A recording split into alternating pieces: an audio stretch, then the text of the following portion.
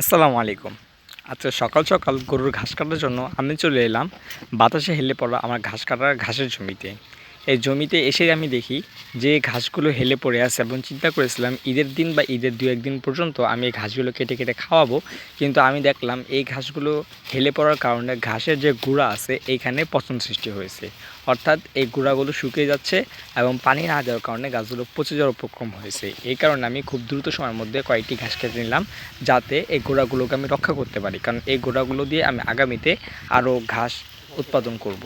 তো ঘাসগুলো কেটে নেওয়ার পর আমি চলে যাচ্ছি আমার বাড়িতে এবং এইখান থেকে আমি কিছু কাটিং বের করব, যে কাটিংগুলো আমি জমিতে রোপণ করব এবং এই গাছের যে পাতাগুলো আছে এগুলো কিছুটা গরুকে দিব এবং এই গাছের কচি আগালগুলো আমি ছাগলের জন্য রেখে দিব।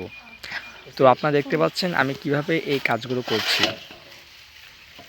কাজের মধ্যখানে একটা কথা বলে দিই আপনাদেরকে, গতকাল আমাদের একটা গরু মারা গিয়েছে, স্টক করেছে। ৫ মিনিটের মধ্যে গরুটি স্টক করে, মানে আমরা যে একটা সিদ্ধান্ত নিব অথবা তাকে জবাই করবো এরকম সুযোগ দেয় নাই, অর্থাৎ ডাক্তার আসিবারও এরকম সুযোগটা গরুটা দেয় নাই।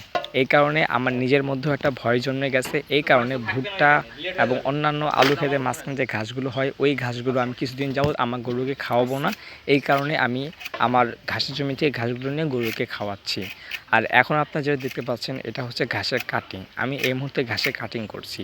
এখানে ২ চোখ রেখে একটি করে কাটিং উৎপাদন তৈরি করছি, আর বাকিগুলো গরুকে কুচি কুচি করে দিচ্ছি যেন গরু এটা খাবারের সাথে খেয়ে ফেলতে পারে।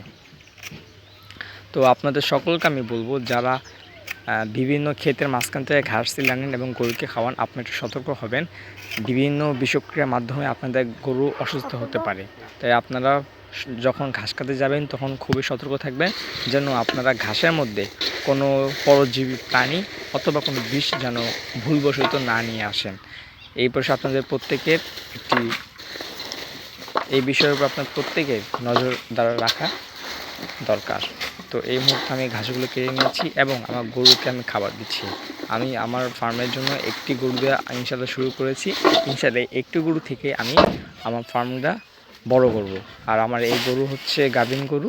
সামনের মাসে অথবা কুরবানির আগে, ঈদের আগ দিয়ে এই গরুটা বাচ্চা দেবে ইনশাল্লাহ। তো আপনারা সবাই আমার জন্য দোয়া করবেন এবং আপনারা ভালো থাকবেন, আমার জন্য সবাই দোয়া করবেন। তো আজকের মতো ভিডিও এখানেই শেষ। ধন্যবাদ সবাইকে।